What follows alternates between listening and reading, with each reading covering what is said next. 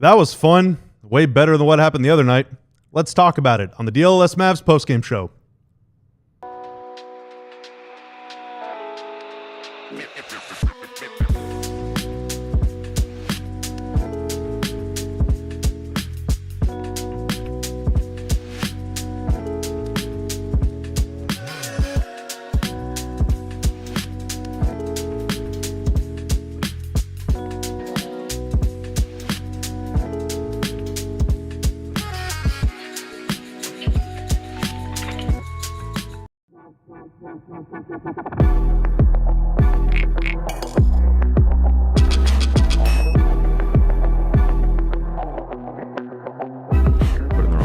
Welcome to the DLS Mavs postgame show. My name is Bobby Corella. Joining me in the studio is Tim Cato. Tim?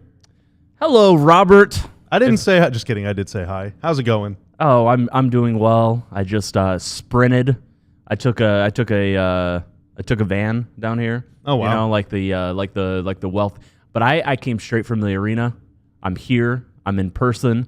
I am a podcast host today, damn it. That's right. That's what we do here at DLLS Sports. For the next hour, we are going to relive the magic of a really fun win. 113-97 Mavs over the Clippers, bouncing back after what was honestly a pretty ugly one the other night. Of course, no Luka, no Kyrie in that one. Luka's still out tonight, but Kyrie was back. And even though he himself had kind of an up and down game, it's amazing how much better everybody looks whenever there's a superstar on the floor. Amazing. It's amazing, man. Yeah. If you guys can hear the car that is either revving its engine or exploding out of our studio, drop a comment in the chat comparing it to what kind of bodily function it sounds like. But if you can't hear it, well, hey, that's wonderful. Marc Stein is going to join us here in about 15 minutes to give us a report from the goings-on at the G League Showcase in Orlando and a little bit more of a Luka update because the Mavs have another game in 2 days, and it sure would be nice to see Luka out on the floor. Quick box score check after this one. Quentin Grimes led the Mavs with 20 points. He was one of 8 Mavs in double figures. That is the most in any game this season by Dallas. They've only had more than that 2 times in franchise history, one in 1986, one in 2019. Only one team has had more than 8 guys in double figures in a game all year. And so, Tim, we talked about it on the pregame show. I asked, man, coming off this last game, Dallas bench got outscored 33-16 last night out against the Clippers. Tonight, it was Mavs 46, Clippers 24. I said, does the Mavs bench have the juice? Can they outscore guys like, Amir Coffey, Kevin Porter off the Clippers bench, and other guys? And again, once you slot in Kyrie into the starting lineup, it means you can bring Quentin Grimes off the bench, and he got to go, and we'll talk about him a little later on in the show extensively, but it just really felt like they were kind of firing on all cylinders tonight. Yeah, to get good bench minutes matters in the NBA in this league. It's a pretty important thing. It's you kind of enunciated what the issue was last game. To get outscored that badly is an issue. And here comes Dallas. They've got 20, 13, 12. Those are big points totals that pop, and Dallas needed that tonight. I thought the offense was way better.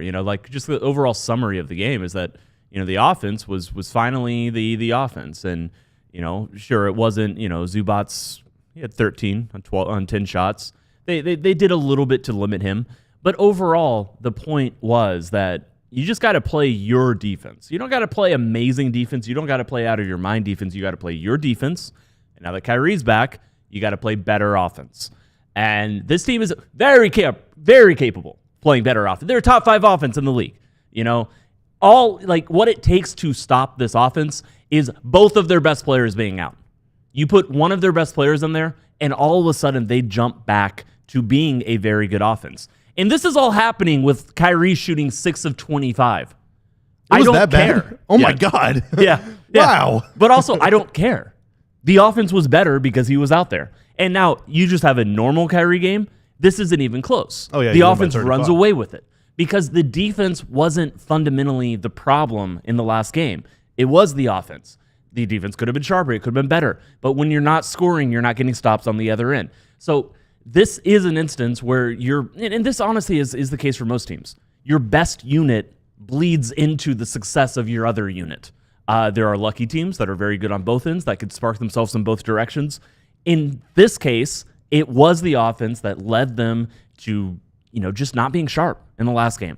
And having Kyrie back out there, I mean, they ended up scoring, let's see, does that refresh? Ended up 118 offensive rating, 118 points per 100 possessions.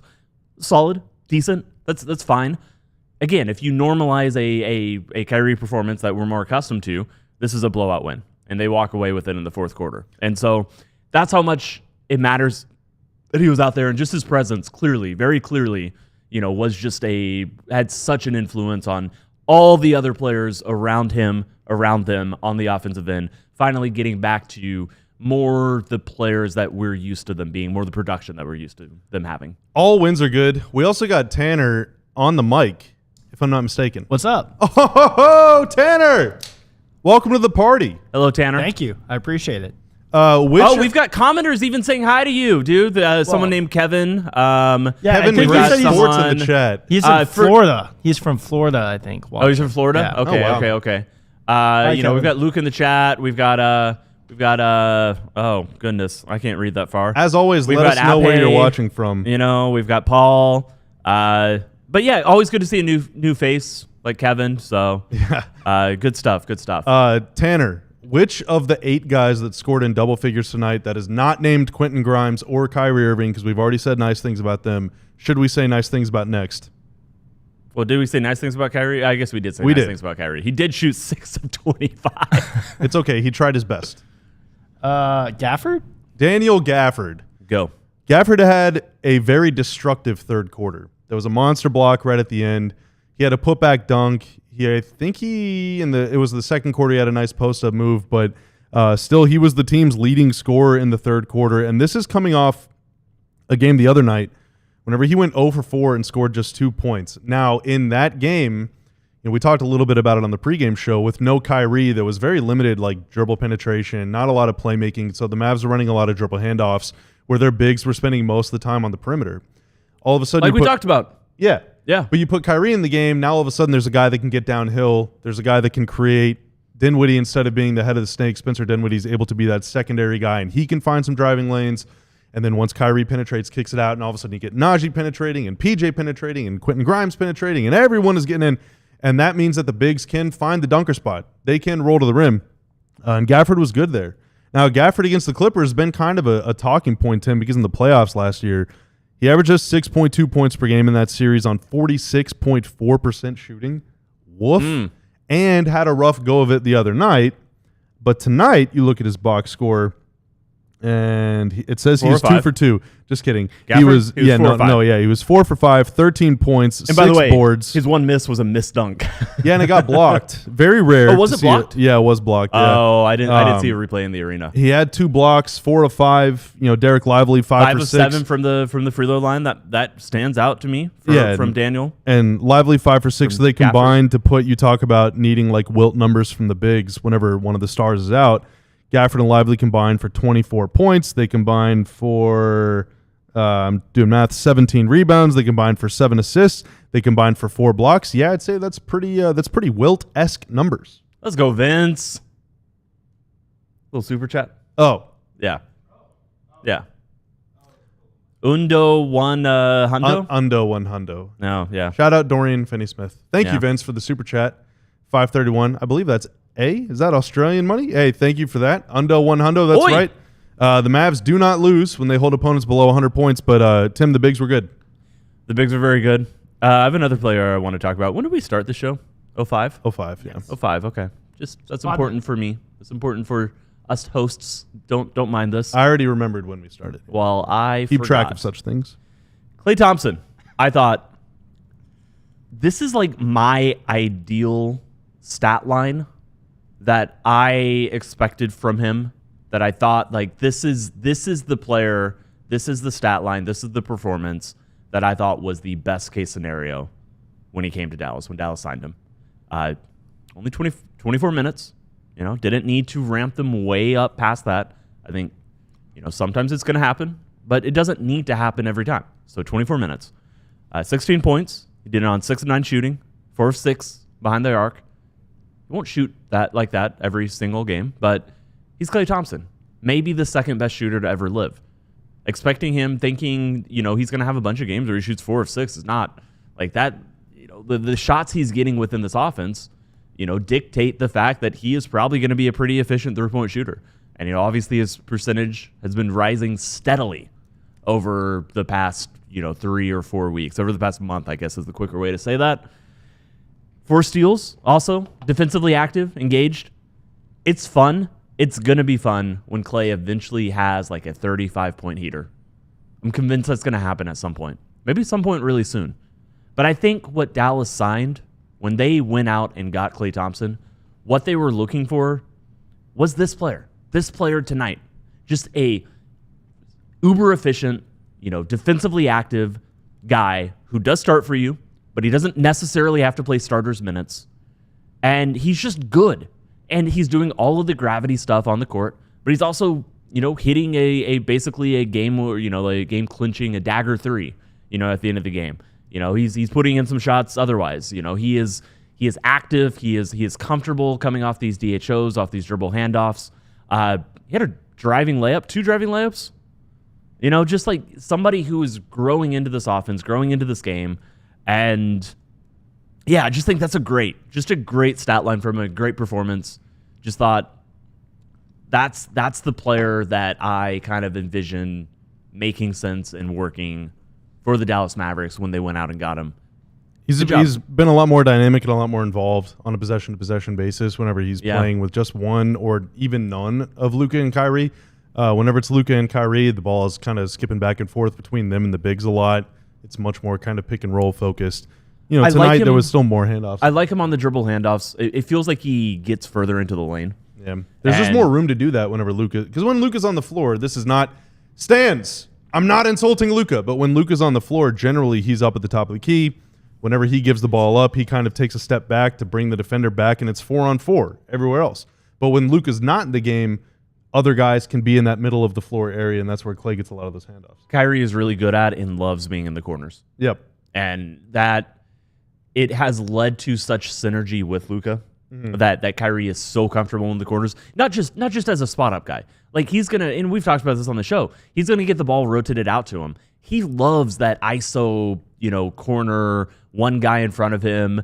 Everybody kind of recognizes, wait, he's clearing out. Like we got to clear out, we got to spot, around the rest of the court. But he gets that space in the corner. He loves to jab step and shoot the 3 right over the defender. He loves, because he's Kyrie Irving, he can drive either direction.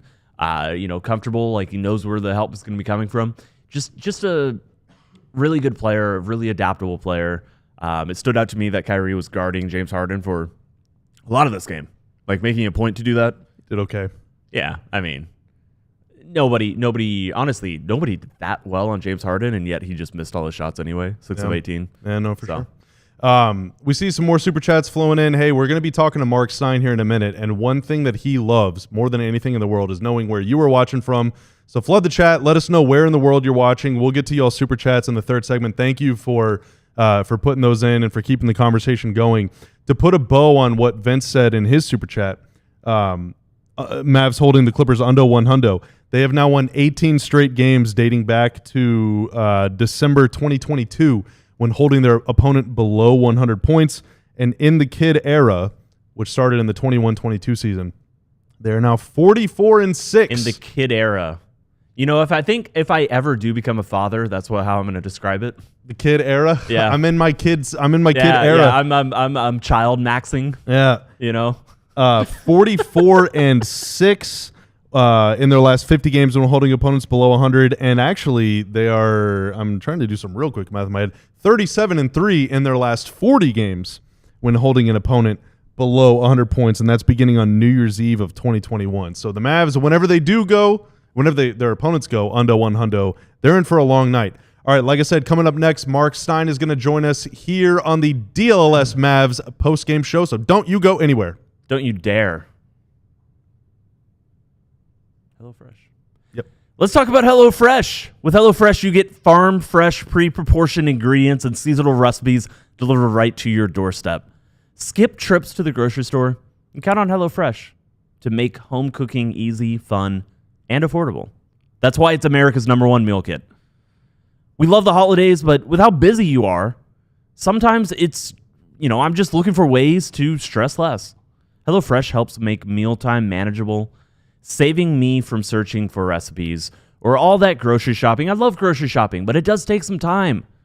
So just with HelloFresh, just being able to pick the meals, and they just send everything you need. It's right to your doorstep. It's easy. It's simple.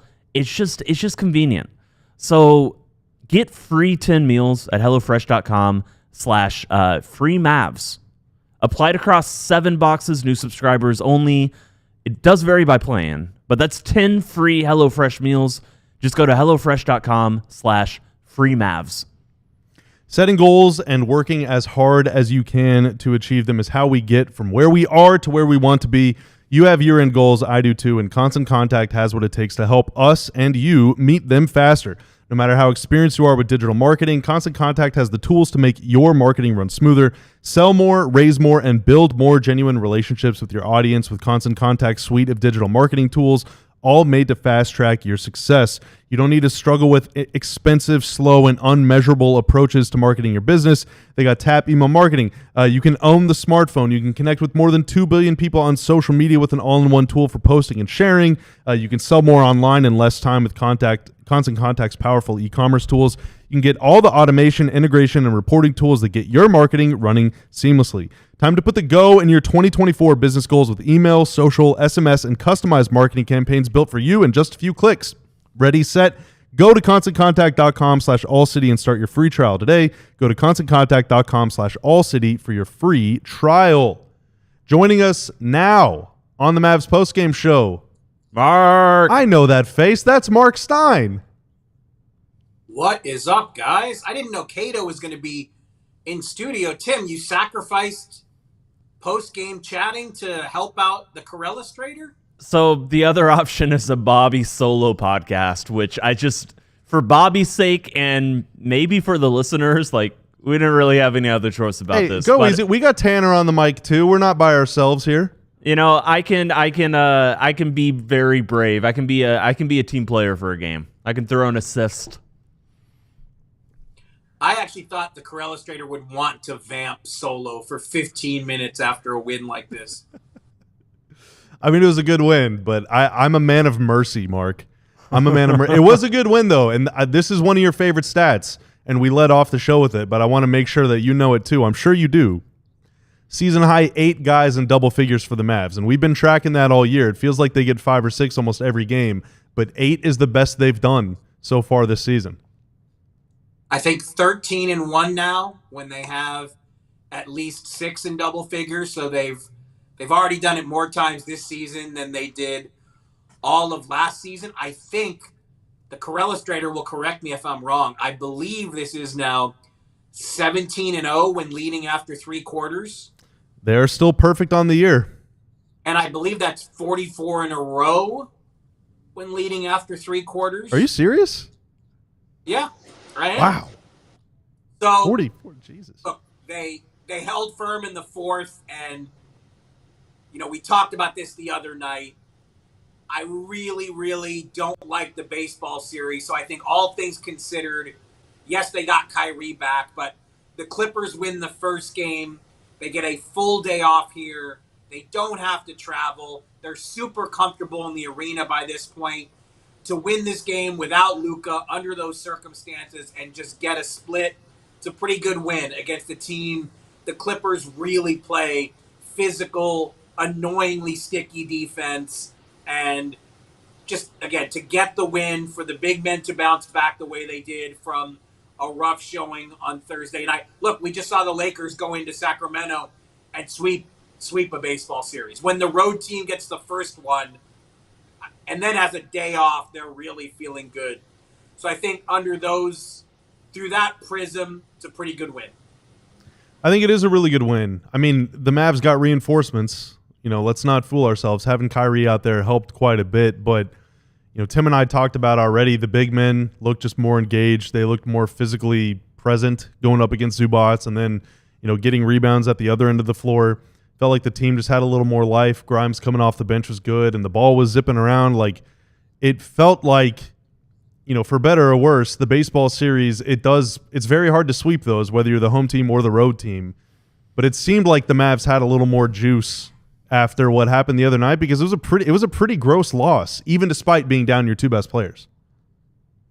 Yeah, and like I said, it's really hard for me to find fault with them. Yes, I think part of it is they've been gone for so long, and it's finally a home game, and you expect a stronger performance just by virtue of the fact that they're at home. But no Luka, no Kyrie is no small thing. I mean, that's two massive voids in the lineup. So this really set up with Luka still not able to come back.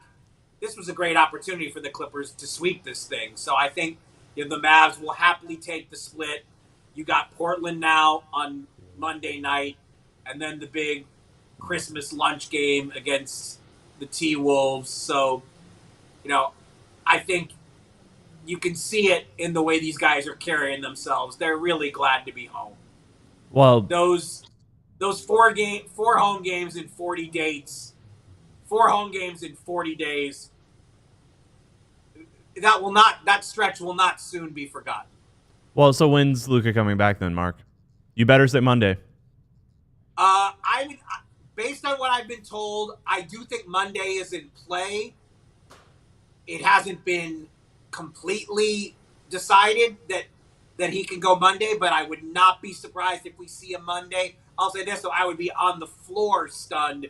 He'll be back by Christmas at the latest. There's no way he's missing the Christmas Day home game against Aunt Edwards. So at the worst, I think we will see him by Wednesday. But again, it would not surprise me if he's back by Monday. The ultimate determination not yet been made, but they have time to make it. They don't need to make it now. They have a full off day Sunday before they really even have to think about it. But and that makes sense to me. Mark, would not shock me if we. And that makes sense to me, Mark. Did you know that Slovenia has 3 Santas? So apparently Christmas is like an even bigger. It's 3 times as important like in exponentially Slovenia. more, but yeah. Yeah, 3 times as important in Slovenia, judging by the number of Santas, than it is here. I had no idea about that. Yeah, it's true. I swear to God, they have 3 different types of Santa. That's all I know. I can't tell you more. I didn't fully listen to the podcast episode that talked about it, but I know they have 3 Santas. I'm something of an expert. Yeah. 3 Santas in Slovenia. It's good to be Slovenian. I'm going to read about it, and I'll let him ask you questions. Do you have any follow-up to that, or are you just speechless? No, yeah, I did. I always forget that on eCam, when I respond to you, like I think the mic cuts out when Tim is talking. So I was responding, but my mic was probably cutting out. No, I was just saying, what is the chat room reaction to that revelation from Tim Cato? There's a Brazilian flag. There's a Philippines flag. GM Ben is asking who would win in a brawl between Tim and Wait, I have an answer. Sandy from Sales, and my money's on Sandy. So they have Saint Nicholas, they have Father Christmas, and they have Grandfather Frost. Oh, Grandfather Frost is awesome. Yeah, Grandfather Frost. And he arrives on December 31st. Crazy. No one in the chat has responded to the fact that Cato's dropping all this Slovenian Santa knowledge. A bunch of Christmas haters. It's crickets. Unbelievable. It's crickets in there, Mark. Man, it's Christmas. Very Chrysler. So it looks like, Mark, the Suns are going to lose at home to the Pistons tonight. Elsewhere, the Wolves lost at home to the Warriors. It's very exceptionally still early in the season, but as it stands right now, the Mavs are 2.5 games clear of the Nuggets, Warriors, and Clippers, who are tied for 6th. They're about to be 3.5 games clear of Phoenix. The Wolves right now are in 11th place. Like, what's going on in the West? Why are all these teams struggling, and is that going to make them all really hungry come trade deadline? I know you're in Orlando right now, and this is kind of when it all starts really cooking. So what's the temperature for some of the Mavs competition out here? Denver, Phoenix, Sacramento, Golden State, Minnesota. All of those teams were talked about here at the G League Showcase in Orlando, and they're all generating curiosity. I think everyone is kind of on the look, especially, Sacramento now. There was the report from Tim's former employers at The Athletic about De'Aaron Fox and his agent Rich Paul meeting with the Kings this week. And, De'Aaron Fox is eligible this offseason, I believe, for his own bazillion-dollar supermax. And so, yeah, there's a lot of curiosity bubbling around the league about what all of these teams, Denver, I've been reporting for weeks now that the Nuggets are known to be eager to try to make some sort of shake-up move. And the Nuggets are very limited in terms of trade assets to do that. So the question in Denver really is, do they dare trade Michael Porter Jr., who is really highly thought of in that organization? I don't think that's a step they want to take, but to make a significant change, I think it's something they have to consider, and they are weighing it. Jake Fisher and I did a co-byline story on my Substack earlier this week that the Nuggets are weighing it, and it sounds like, Denver's interest in Zach LaVine has dribbled out there, but there also is some thought within the Nuggets organization that, maybe they need to, if they're going to trade Michael Porter Jr., it'd be better to get 2 players back for him instead of one highly priced player like a Zach LaVine. But yes, Nuggets, we know the Suns have interest in Jimmy Butler. I don't know if Phoenix actually has the assets to pull that off, but Golden State, we know they've been star chasing since draft time when they made trade runs for Paul George, Lauri Markkanen, and couldn't get either one. Minnesota is a team generating tons of curiosity because they have just, they've been very uneven. And they appeared to get, Anthony Edwards came out and called his team soft as hell. They won 6 out of 7 after that, and it appeared that things had steadied. And now it's all kind of gotten unstuck again. And, they're on the Christmas schedule because of Anthony Edwards. The Ant effect. Minnesota featured on opening night in LA against the Lakers, on the Christmas schedule now, coming to Dallas for the Ant versus Luka showdown. And the Wolves, since trading Karl Anthony Towns, are not playing anywhere close to last season's level. So really, and, Sacramento might be generating more curiosity among rival teams out of any of those teams, because the Kings are also known to want to make moves to balance their roster, because the DeMar DeRozan addition, it just hadn't worked out like they've hoped. So, the Mavs have had to deal with a bazillion injuries, and I'm sorry that I keep saying bazillion. Every time I say it in my house, my wife, my son, they just hate that word. I can't stop saying it. I gotta delete it from my lexicon somehow. I've heard you say it a bazillion times.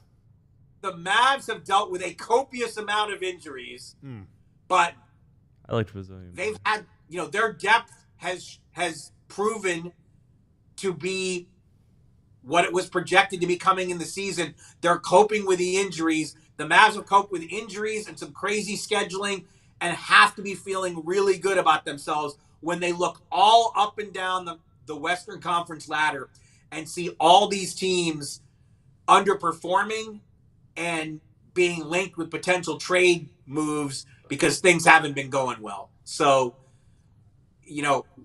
this show is famous for, overreacting and nitpicking every single loss and, what a crisis it feels like when things don't go well. But I think there are more than a few Western Conference rivals of Bobby's favorite team that would trade places with them right now, because there are a lot of teams that are falling short and looking for trade answers. And in this world with first and second luxury tax aprons, it's hard to find those answers.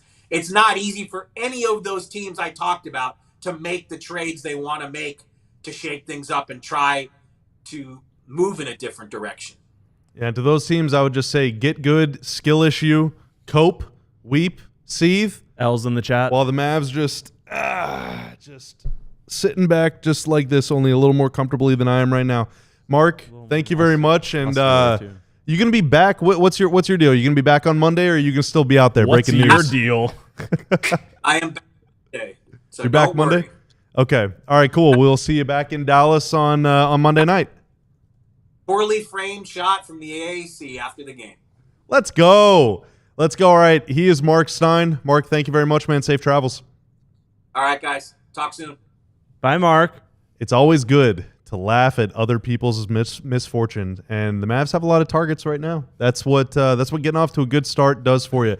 Hey, if you're enjoying what we're doing here, Which you better be. hit us with the like our fortune. What if you're here and you're just hating every second of it? Hey, all viewers are created equal. Whether you love it, whether you hate us, hey, you're still here. No, they're less likely to hit You're the still like spending button. your Saturday night That's with what us. they need to No, do. hit the thumbs up. Even if you hate us, hit the thumbs up. Hit it, dude. Do it. I just think our fans are more likely to do that, so I want them all to be fans. Well, how about this? Even if you don't like us, but you do like Quentin Grimes, hit us with a thumbs up, because coming up next, we are going to talk about how good Quentin Grimes was tonight, how good he is in general, how just good he is at basketball, and how much we like to feel good about good players on the DLS MAVS podcast. Sounds lovely.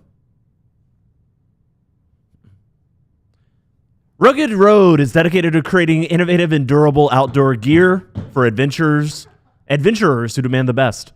Their products are designed with the highest quality materials and craftsmanship. A lot of big words on this one. Ensuring they perform in the toughest conditions, whether you're on land or water. Rugged Road gear is built to accompany you on every adventure. One of the most unique features about Rugged Road coolers, the one right there that Bobby is opening it up. Oh, there's stuff in here. Right, really? Yeah. It's their ability to Still cold, always too. float upright. Never lose a drink. Have we ever lost a drink from that cooler? No, clearly. Ever. Yeah, I mean, it's still in there. It's crafted to handle the toughest environments, including podcast studios. Their coolers are built to last, ensuring they can keep up with any adventure. They're also guaranteed to keep their contents cool for up to 7 days, but oftentimes much longer than that. So gear up for your next adventure with Rugged Road coolers. Reliable, durable, and built to be used. Rugged Road is your ultimate outdoor companion. Head to ruggedroadoutdoors.com and use code DLLS for 10% off. Cue the bubblegum pop, because it's time to talk signs. Started by two college buddies, Saturday Neon makes officially licensed collegiate logo LED neon signs perfect for your home, office, dorm room, fan cave, man cave, bar, or more. Check out their new Essentials collection featuring almost 50 of the biggest schools across the country and counting for only 75 buckaroos. They got Texas, they got A&M, they got Texas Tech, Oklahoma State. I don't see anything in here about UTD. Maybe there are some UTD signs on the way, or SMU. Hey, shout out to the Ponies. Y'all did your Did you best. mean to say North Texas? No, I don't even know what that is. Unlike traditional You live neon, here. these LED signs won't break or shatter, but still give you that classic uniform glow that you know and love, and they last up to 100,000 hours. That is 11 years or maybe 13 years, according to my very quick math. They're low voltage, so they don't get hot. They're always safe to touch, and they're the perfect gift for this upcoming holiday season. Head over to SaturdayNeon.com and use code DLLS for 10% off your favorite sign. Welcome back to the DLLS Mavs postgame show. Again, if you are enjoying yourself so far, hit us with a like, hey, comment, sub to the stream, sub to the channel. It would be fantastic. We really appreciate all y'all's support as always. Right now, there's about 250 basketball freaks hanging out with us on, what day is it? Saturday? On a Saturday night. But hey, at DLLS really? Sports, every night Hell feels yeah. like a Friday night. We are going to live forever because the Mavs won a basketball game, 113-97 against those pesky LA Clippers. Quentin Grimes led the way with 20 points, and if memory serves, Tim, he scored 14 of those points on a perfect 4 of 4 shooting in the fourth quarter. He knocked down 3 threes. He made a floater that was like definitely not a shot, but did go in thanks to Nick Batum's fingertip. It was awesome. Grimes was really, really good tonight. Yeah, it was also like, it was a great pass read. You know? It was. So that also got tipped? Yeah. So that's how That was the one that got yeah, it was a pass, yeah. Ah, okay. That makes way more sense. I thought he literally just missed through the lob so bad that it went in. No. It was a went great off read. Batum's finger, yeah. Like, I love that he threw that pass. Yeah. Did you know that Quentin Grimes in high school at an AAU tournament, he ate salmon, broccoli, and rice at TGA Fridays 4 days in a row because he was on a hot streak and he wanted to keep it going. One time at the It University really is of always Houston, Friday night. he was devoted to a single pair of white Jordan 34s because he was playing well. Wow. Yeah, he's superstitious. He's a man of habit. Wow. Yeah, Okay. yeah. He loves Party Next Door, which is a music artist. That's an old article? Or no? It's from last year. Oh. Yeah. Okay. I don't But know. it I'm was going to be going honest back with to you. his I don't past. know what Party Next Door is. Oh yeah, shout out Jackson Frank who wrote this for Up Rocks. Who? In Control, Quentin Grimes is writing his own story. That's where this comes from. Yeah, I don't know what this Party is Next not- Door is. Okay. Yeah, this is not original information, but I just I was googling some Quentin Grimes facts. Big during some big timeouts. TGI Fridays fan. Big TGI Fridays friend. You know, All right. I thought he was very good tonight. I thought he was good before his explosion. I really like. He is a ball mover. I'll put it this way: he is somebody who touches the ball a lot, and he's gotten to the point where he's always looking to do something when he has the ball, but very quickly will bail out of it if it's not there. I thought he was doing that for, the first 3 quarters. He never touches the ball and then just passes. Sometimes, but more often he gets the ball, he looks, he maybe takes a dribble, but he's getting much more decisive about it. So most of the time he touches the ball, it is going back, but he's at least looking. And when you look, that's when you can just blow by someone and get a layup right at the rim, which he did, I think, in the second quarter. That was coming down this way. Yeah, so he did that in the second quarter. Before that, he had his first 2 points of the game. That was less of a clean drive. I think he almost lost his dribble like twice, but ended up with an 8-foot bank shot. How many players are pulling up for 8-foot bank shots on last year's roster? On 2 years ago, like the roster 2 years ago. Honestly, let's do the one that went to the conference finals. No one. No one on that roster outside of Luka and Brunson. To a degree, Dinwiddie. And to a degree, Dinwiddie. But we're making that type of shot. Yeah. It doesn't really matter how we got there. Like I am noticing. I mean, there was a sequence in this game, and it was Dinwiddie that brought it up the floor, swung it over to Grimes on the left wing. Grimes floored it, reversed it to Naji Marshall on the right wing, and then Naji broke the defense down, dumped it off to Gafford for a dunk. It's like that's 4 backups connecting. All of them, with the exception of Gafford, dribble and drove. Like that's 3 different guys touching the paint. And this team for all of its successes over the last few years, conference finals run, a run to the NBA finals, has really been hurting for dynamic wing play and dynamic guard play outside of their starters, outside of their stars. And it really feels like this team has it. Yeah. What I thought was the best, coolest, the one that the favorite play, like favorite basketball play of his, it was the assist to PJ Washington in the corner. And so he gets the ball, and he has got a guy on him. This was mid fourth quarter ish, something around there. Do you remember this shot? Maybe late into the fourth quarter. So he gets the ball on the left wing, and instead of he doesn't have an advantage on his man, so he tosses it to Lively, runs around Lively, and then realizes that Lively has slipped that, and Lively would be open for a dunk. Watch him. He runs around, and then he plays that. That was nice. He plays that that moment of advantage. He looks for the Lively pass, shows the ball, because in what he does by doing that, by showing the ball, he baits the low man. He baits the low man out from guarding PJ Washington. Yeah, he's reading the defender that's furthest away from him. Like that's Luka. That's advanced level playmaking. Yeah. It's advanced. It's Luka reads like all 5 somehow. But yes, point taken. Like that was really good. That was a really sharp play, and it was a play that he created on the ball. Like Dallas has had players that That's a nice pass. Yeah, it's a really nice pass. A pass is nice when you're calling it a nice pass, and all he did was a chest pass. Like the pass itself was the simplest pass, one of the simplest passes you can make. But it's decision making. It's Correct. not, going back again to that 22 team. Mm-hmm. Dorian and Reggie could find open guys, but they're not running a pick and roll credibly and like reading the third defender and looking anybody off and showing the ball and making choices like that. But the Mavs, this year, I trust Naji to make that pass. Most nights I trust PJ to make that pass. I trust Klay Thompson to make that pass. I trust Dinwiddie, sometimes even Hardy. Yeah. There's like 8-9 guys on this team. We haven't even mentioned Luka and Kyrie. Dude, Gafford tried a pretty ridiculous backdoor pass tonight, but even he and Lively are making reads this year. Like, this team can pass. They got like 9-10 guys that can find cutters and make choices.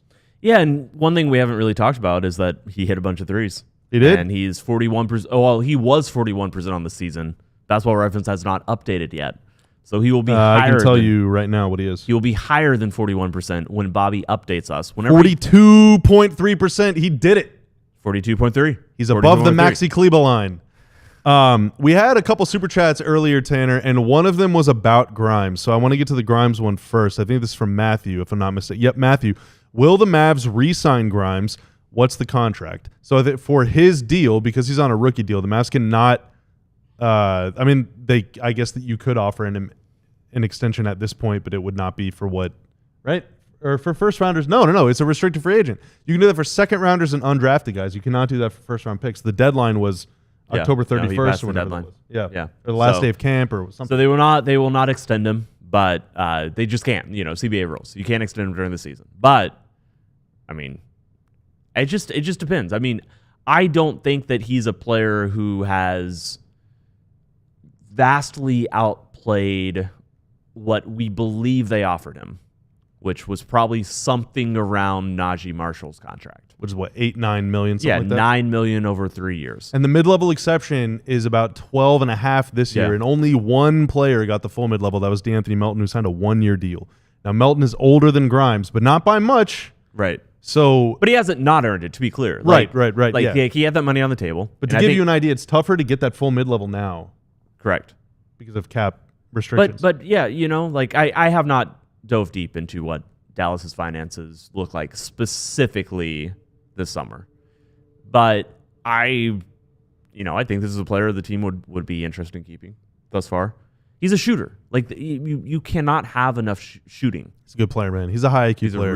He is. He is. So why do you think, because we both see him as a pretty high IQ player, why do you think at the 5-minute mark, even though he's rolling like that, he still gets replaced with Spencer Dinwiddie?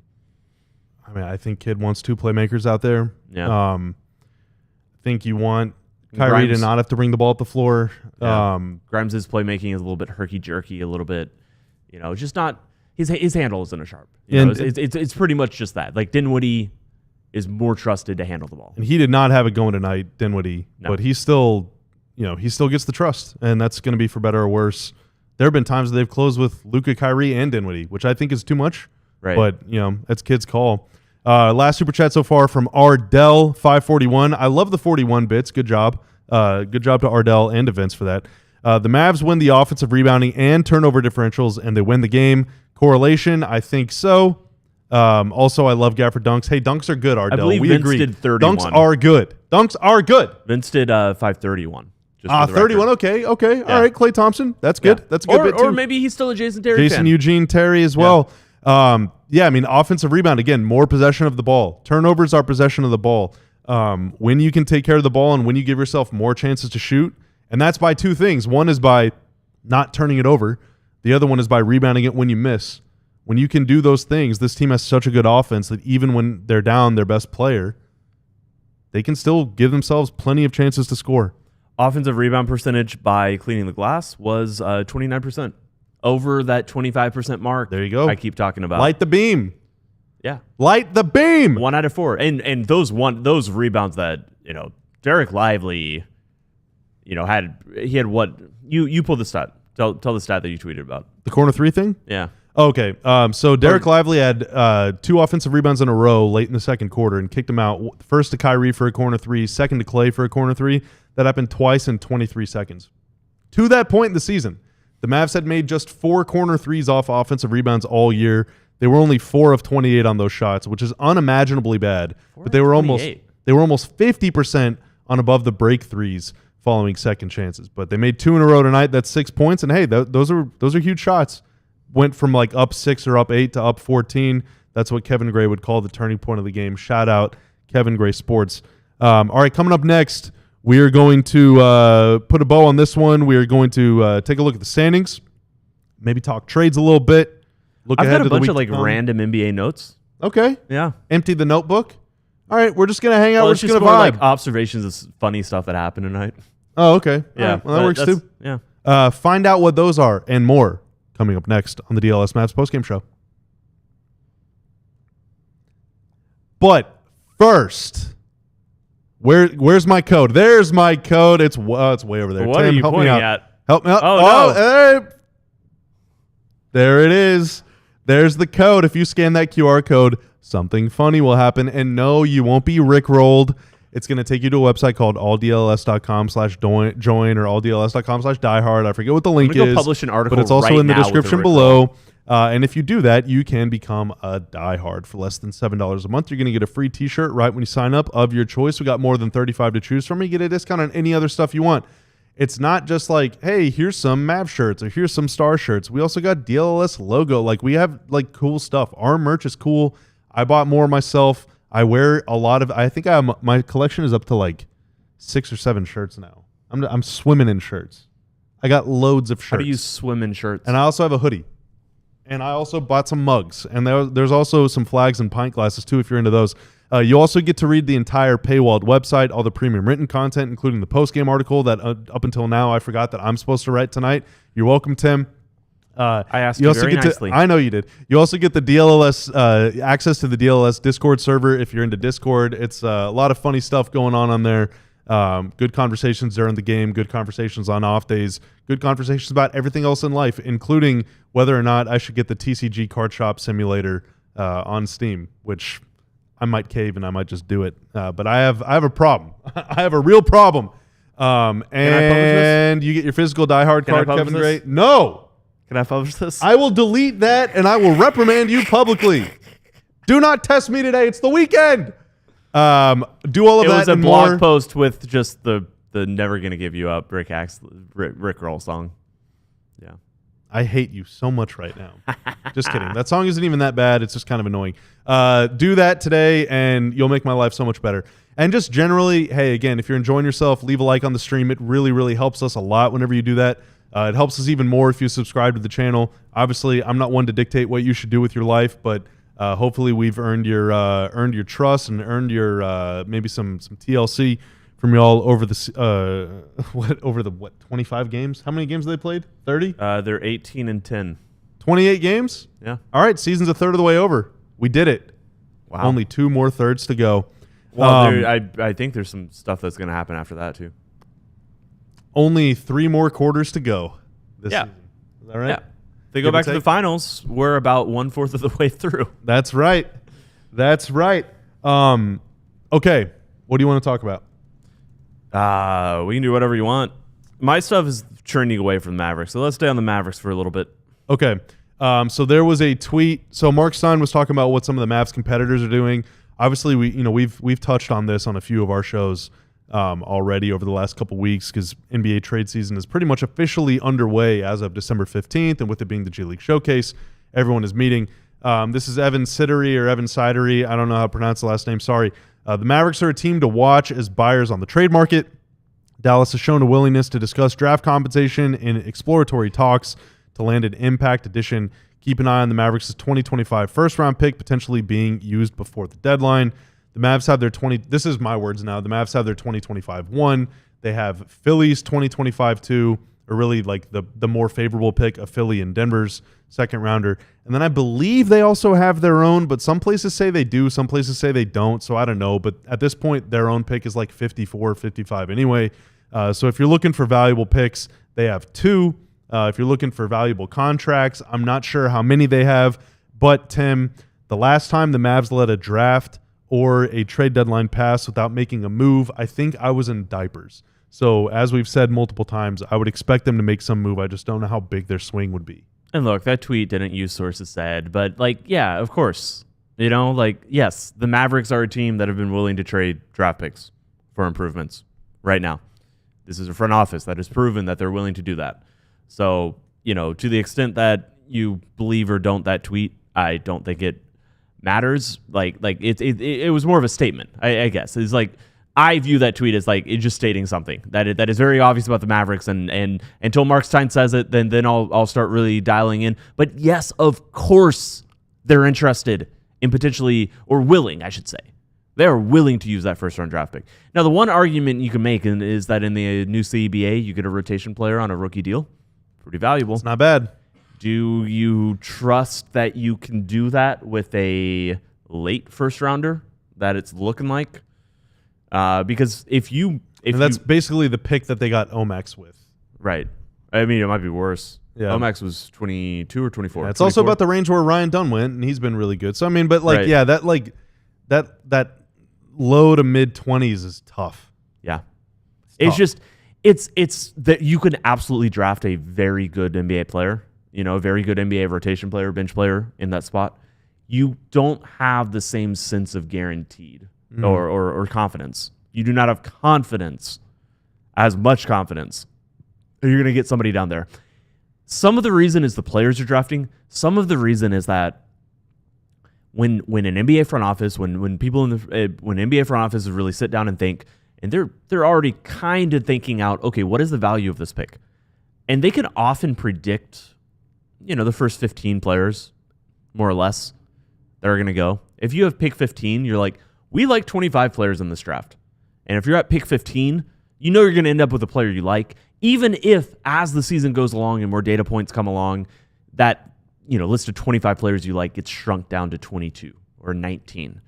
It's just really hard to predict how the draft is going to go. Obviously, Dallas would have to trade this pick in February, before the college season is even done, before international seasons are even done. They would have to trade it then, and then you'd find out whether you would even maybe have a chance to draft somebody that you really like. If you trade it, you're assuming, I think either way for this team, you're assuming you're going to be, at best, maybe the 25th pick. I think they imagine themselves as a top 6 team, top 6 record in the NBA, ideally top 6 finish, something like that. So it's tough, but I don't think, there's no scenario where Dallas is not very open to trading that pick if they felt like it would improve the team. The question is, are the trades out there that can improve the team? Yeah, I don't know. I mean, it's one of those things where guys that are under contract long enough to make it worth it, right? It's going to take more than one pick probably to get them. Somebody like Cam Johnson, for example, in Brooklyn, I saw his name floating around today. He's got, I think, 2 or 3 years left on his deal. He's a really, really good player. There will be a team that has more picks to offer than the Mavs or better picks to offer. I kind of think OKC's going to go get him. That would be really annoying. That would how scary would that be? Because oh my god, that would suck. Yeah. That would suck so bad. And like he would be bad in OKC. OKC should not do it. It would submarine their season. It would torpedo what they're trying to accomplish. I don't think they should do it. Where do you think De'Aaron Fox should go? So let me actually rephrase this. I like him. Like I've said, sorry. I want to say my 2 markets. Okay. And I want to see if they overlap. But I think it's got to be one of the Texas teams not named the Mavericks. Yeah, I like Wemby as a sort of like a supportive offensive player for now and not the centerpiece of an offense. And so I really like the idea of a Fox-Wemby offense. But I think he'd be so sick in Houston, too. I think he'd be good in Houston, but obviously that means they're trading Van Vliet. Like, that's just kind of a different sort of attitude on that team. I don't know. I mean, I think he's great. I think it would make them good. But it kind of gets them away from like the hard-ass veteran kind of attitude they have. But obviously they need a little bit of skill, I think. Yeah, I mean, they're building to the future. How many years does Van Vliet have left? The Athletic reporting initially kind of suggested that the trade may not happen this season. So 1 more year of Van Vliet, and he becomes... Sacramento's in 12th or 13th place right now, dude. Oh, Van Vliet is not as old as I thought. He's only 30. I take that back. A lot of mileage, though, and he's like 5'8". Yeah. Sacramento right now is in 12th place. They're closer to 13th place than they are to valid 5th. point. Valid point. I didn't like the DeRozan move when they made it. I thought that was a really bad deal. Same. And, Easily same. Maybe we'll see. It's a big adjustment for everybody. Maybe they'll figure it out, but that team feels like they're about to push the let's reset button. The other name that came up was Michael Porter Jr. And so here, let me find my tab that I have this. So, do you know how many 3-pointers the Denver Nuggets are shooting? 4 per game this season. 14. It's more than that. It's 30. It seems like a lot. 30.5.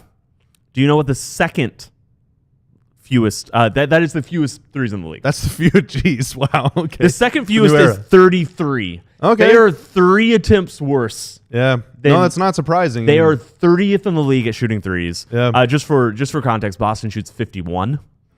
So Boston shoots 21 more that's threes. merciful because that team has no shooting. And so here's the thing. They should trade Michael Porter. He's not a max player. If there is value around the league, you got to go get better. He's just they have done such a bad job doling out max contracts to players who are not max contracts. That is the quickest way to tank a good team is that if you overpay, if you commit, it's not overpaying. I don't get your money, get the bag. But from a team building perspective, if you have too much percentage of your salary cap committed to players who are not worth that percentage of the salary cap, you have no way to build a good team anymore. And they don't. And Denver is still good because of Jokic, because Jokic, at his percentage of the cap, is basically doing twice what an NBA player should be, or like what some NBA players, or at least 1.5 times what some NBA players at that same percentage are doing. But Porter and Murray are not. The only move I like for them is LaVine, because at least LaVine, you're not. I love LaVine and Jokic Also, I am a together. LaVine Oh my guy. God. He has been good for several years, at least since last season. You know, like maybe a little bit before this season. He is so good. He is better defensively than his reputation. He's not amazing, but he can try. You know, he's not a destructive defensive player, or he has shown that he isn't necessarily a destructive defensive player as he has been at points during his career. He's really good. If I'm Denver and there's any scenario where that trade can happen, making it happen. It's a tough one though, because it just makes them really, really small out of nowhere. I mean, then your team is like, it's Murray and LaVine and Russ, and I mean, Murrey's the guy that like Christian really Brown's like would a have liked 3. to, Like it's tough. Yeah. Yeah. I like LaVine with Jokic. I think that would be really, really good. Yeah. I don't like LaVine with Murray and Jokic. I just think I'm not a big fan of what Denver's done. I mean, I'd criticize them coming into the year, talking about them losing KCP for nothing. That's a year after losing Bruce Brown for nothing. They're supposed to be good. Good teams are supposed to keep their guys, not let them walk for nothing. The Mavs experienced that with Jalen Brunson, and it took a big trade for them to kind of luck their way out of it. Yeah, I don't know. We'll see. I mean, I think there are a lot of teams that are a lot more desperate than the Mavs, so I don't think the Mavs need to be overly aggressive. But there have been some situations in the past, some years when like one team makes a big trade early, and then all the other teams are kind of like, oh my God, we got to do that too. We got to do that too. Yeah. Think of like 2008, the Lakers trade for Powell. 2008, the Suns traded for Shaq. 2008, the Mavs traded for Kidd. 14, the Mavericks traded for Rondo. That was a big trade. All right, that was a big trade. We don't mention his name on this podcast. Thank you, Tanner. Did you see what Minnesota did tonight? I saw that they had 18 points with 4 minutes left, but they still almost won in the second quarter. Sorry, in the second. They quarter. had 15 minutes. They had 15 points through 18 minutes of basketball action. They still almost won. They did come came back and and they played. They played okay after that. But just wanted to point that out. Did you see what Wembanyama did tonight? No. Would you like me to read a stat line? I mean, I guess we have to. Yeah. Yeah, 30 points on 8 of 16 shooting. Okay. 7 rebounds. Seen better. 3 assists. Okay. 10 blocks. Oh, okay. All right. And a turnover. Oh, a turnover? He sucks. Yeah. Get this guy out of the league. Yeah. Dude, well, that's pathetic. What's funny is we're pretty used to looking at NBA box scores, as is probably most people. You see a 10 over there, and you're like, oh wow, that's a big turnover game. Nope, it was blocks. That's the block column. 10 blocks is. Yeah, and they won. Yeah. Blazers up next. That's who the Spurs beat tonight, and they're coming to Dallas on Monday, and that's where we're going to sign off Which tonight. which Mavericks player is going to get 10 blocks against the Blazers? Luka. Because Luka will be back. That's my bold prediction. And if not, blame it on Marc Stein for lying to you. I think it will be Jaden Hardy. Okay. All right. That's a bold take, too. that. Maybe Dante Exum. Hey, Tim, thanks for hustling over here and doing this postgame with me. Hey, Tanner, thanks for setting up the mic. Yeah. You're going to have to share a lot more takes with me during pregame. All right. I need you to come ready to go on Monday night. Okay, will do. All right.